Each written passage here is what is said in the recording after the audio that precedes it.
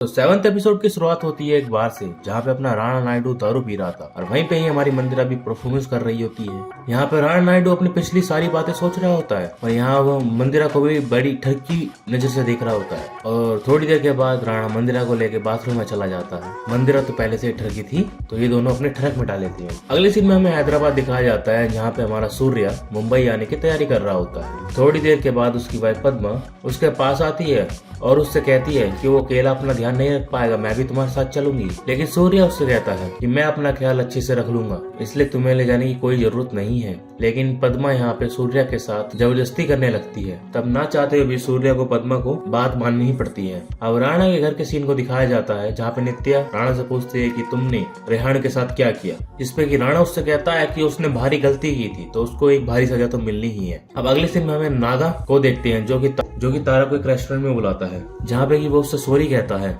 और वो यहाँ पर उससे ये भी कहता है कि वो सिर्फ मजाक था, तो उसको भूल जाए। जिसके बाद उनके बीच में दोस्ती हो जाती है और श्रेणी भी हैदराबाद पहुंच चुका था और वो सूर्य और पद्मा को लेकर मुंबई आने लगता है। लेकिन यहाँ पर सूर्य की वाइफ पद्मा मुंह बिल्कुल ही बंद नहीं हो रहा था और वो बात बात पर उन्हें परेशान कर रही थी। साथ ही एक जगह पे वो कार रुकवाते हैं, क्योंकि उन्हें मूत्र विसर्जन करने जाना था। जब यहाँ पे राणा को श्रेणी के पास आता है, तो श्रेणी राणा को बताता है कि सूर्य के साथ उसकी वाइफ पद्मा भी आ रही है और वो बार बार कार रुकवाए जा रहे हैं। और वो जब जाने लगते हैं तो यहाँ पर हमारा सूर्य कार के बाहर खड़ा होता है। उसी पे सीआईडी कहता है कि तुम मोस्ट वांटेड डॉन हो, तुम्हें बाहर नहीं रहना चाहिए, क्योंकि तुम्हें कोई भी पहचान सकता है और हमारी वाट लग सकती है। अब आगे तेज के स्टूडियो का सीन दिखाया जाता है, जहाँ पे हमें पता चलता है कि आज उनकी बहन नित्या का जन्मदिन है, इसलिए वो साथ में मिलकर हर बार की तरह दारू पीते हैं। और वो जब लोग दारू पी रही होते हैं, तभी वहाँ पर हमारी फिजिसिस्ट आ जाती है, जो कि तेज से बात करना चाह रही थी। और हमारे तेज को तो मालूम पड़ ही चुका है कि हमारी ऐना भाभी का पति भी है और बेटा भी। जब वो इसके बारे में उससे बात करता है, तो यहाँ पे तेज को मालूम चलता है कि उसके पति ने उसके ऊपर हाथ उठाया है और उसकी शक्ल खराब कर दी है। तेज को तो यही लगा था ऐना उसे धोखा दे रही है, लेकिन यहाँ पर ऐना उससे कहती है कि मेरे और पति की बिल्कुल नहीं बनती, मैं उसके साथ सिर्फ अपने बेटे के लिए हूँ। अब तक तो मैं उसको 100 बार छोड़ चुकी होती अगर मेरा बेटा बीच में ना होता।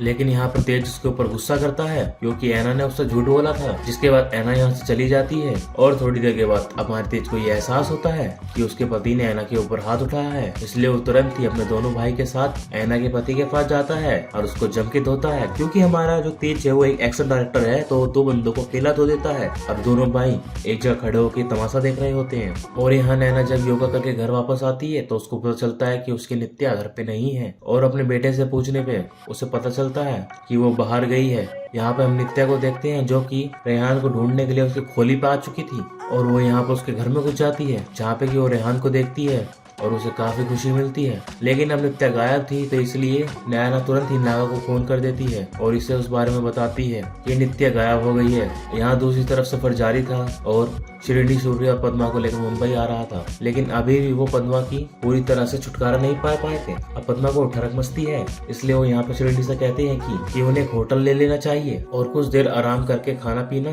खा के मुंबई जाना चाहिए। लेकिन श्रीनिधि उससे कहता है कि ये गाड़ी तो अब मुंबई ही रुकेगी, क्योंकि राणा ने ऑर्डर दिया है। तो वहीं पे हमारा सूर्य गन निकाल के उसके मत्थे पे लगा के बोलता है, नहीं अब हम एक होटल लेंगे, वो भी एसी वाला, क्योंकि गर्मी निकालनी है अपनी। जिसके बाद श्रीनिधि यहाँ पर ऐसा ही करता है और राणा के पास कॉल करके ही बताता है कि ये लोग मुझे बहुत ज्यादा परेशान कर रहे हैं। लेकिन यहाँ पर राणा उससे कहता है कि वो एक मोस्ट वांटेड है, अगर उसे किसी ने पहचान लिया तो बहुत बड़ी प्रॉब्लम हो सकती है, तो इसलिए अगली बार निकलो तो डायरेक्ट मुंबई ही रुकना। यहाँ नागा तुरंत ही नैना के पास आता है, क्योंकि नित्या गुम हो चुकी थी। नैना उसे बताती है कि शायद वो रेहान से मिलने गई है, लेकिन रेहान तो हमारे बगल में ही है, लेकिन उसका एक और घर है, छोटी सी बस्ती में है। इसलिए नैना और नागा तुरंत ही वहाँ पे जाने का डिसाइड करते हैं। जब वहाँ पर नैना और नित्या रेहान साथ होते हैं, तो इस बार हमारी नैना हमारे रेहान के क्लोज आने की कोशिश करती है, लेकिन यहाँ पर रेहान उससे कह देता है, चोरी मत कर, तेरे बाप ने मेरे मुंह पे गन घुसेड़ दी थी और इस बार वो कुछ भी कर सकते हैं और वो ये नहीं कर सकता। जिसके बाद रेहान नित्या के मोबाइल को लेकर बाहर जाता है और नैना को कॉल करता है, बोलता है कि नित्या मेरे पास है और अपनी लोकेशन भी सेंड कर देता है और कहता है कि नित्या को यहाँ से लेकर चले जाओ। यहाँ दूसरी तरफ तेज के स्टूडियो में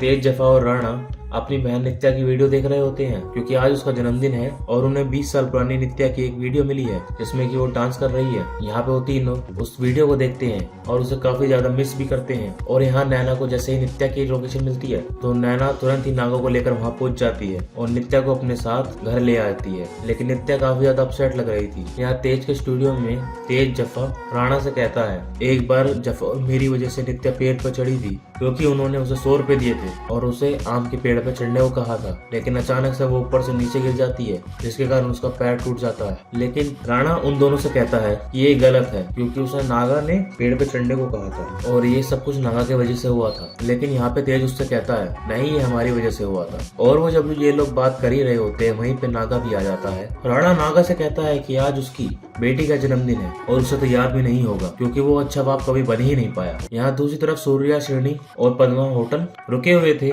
वो लोग खाना पीना खाने के बाद यहाँ से निकलने वाले थे। उससे पहले सूर्या श्रेणी से कहता है वो अपने कुत्ते रेनबो को बाहर घुमा लाए। और यहाँ हम रूम में पद्मा को अपने बॉयफ्रेंड से बात करते हुए देखते हैं। और वो जब बात कर ही रही होती है, तभी वहाँ पे हमारा सूर्य आ जाता है और वो पद्मा को उसके बॉयफ्रेंड से बात करते हुए देख लेता है। जिसके बाद वो पद्मा से कहता है कि उसने आज तक किसी भी चीज की तुम्हें कमी महसूस होने नहीं दी। पद्मा भी यहाँ पे डर जाती है। और थोड़ी ही देर के बाद सूर्या श्रेणी के पास आ जाता है कार में और उससे कहता है कि पद्मा अब हमारे साथ नहीं आएगी, हम दोनों को ही मुंबई जाना होगा। और हमारा यहाँ श्रेणी समझ जाता है सूर्या ने कुछ न कुछ गड़बड़ की है, इसलिए वो तुरंत ही कार से उतरता है, होटल के रूम में चला जाता है जहाँ पर कि पद्मा और सूर्या रुके हुए थे। जैसे ही वो कमरे को चेक करता है तो उसे मालूम पड़ता है कि सूर्या ने पद्मा को मार दिया है। जिसके बाद वो तुरंत ही राणा के पास कॉल करता है और उसे बताता है यहाँ पे बहुत बड़ी प्रॉब्लम हो चुकी है, क्योंकि सूर्या ने पद्मा को मार दिया है। जिसपे कि राणा सिन्हा से कहता है कि कोई प्लान में चेंजिंग नहीं होगी, वो तुरंत ही पद्मा को ठिकाने लगाए और मुंबई आ जाए। जिसके बाद राणा अपनी बेटी नित्या के पास जाता है और उसको बताता है कि उसने कभी भी अपनी बहन नित्या के बारे में जिक्र नहीं किया तुम्हारे सामने। आज उसका जन्मदिन है। और वो उसे बताता है कि नित्या की डेथ कैसे हुई थी। वो उसे बताता है कि नित्या प्रेग्नेंट हो चुकी थी और इस बारे में ना उसने अपने पिता को बताया ना अपने भाइयों को। वो बहुत ज्यादा डर गई थी, इसलिए उसने सुसाइड कर लिया। साथ ही वो उससे ये भी कहता है कि वो उस नित्या को तो नहीं बचा पाया, लेकिन अब वो इस नित्या के लिए कुछ भी कर सकता है। यहाँ दूसरी तरफ नागा भी अपनी बेटी की तस्वीर देखकर रो रहा होता है। वहाँ दूसरी तरफ श्रेणी पद्मा की लाश को ठिकाने लगा देता है और उसे ब्रिज से एक नदी में गिरा देता है। इसके थोड़ी ही देर के बाद वो लोग मुंबई पहुंच जाते हैं। मुंबई पहुंचते ही यहाँ पे सूर्या राणा को फोन करता है और उससे पूछता है कि अब क्या करना है। और यही भी होता है हमारा एपिसोड 7 खत्म। जिसको ये एपिसोड पसंद आया भाई वो लाइक भी करना, कमेंट भी करना और वीडियो को शेयर भी कर देना।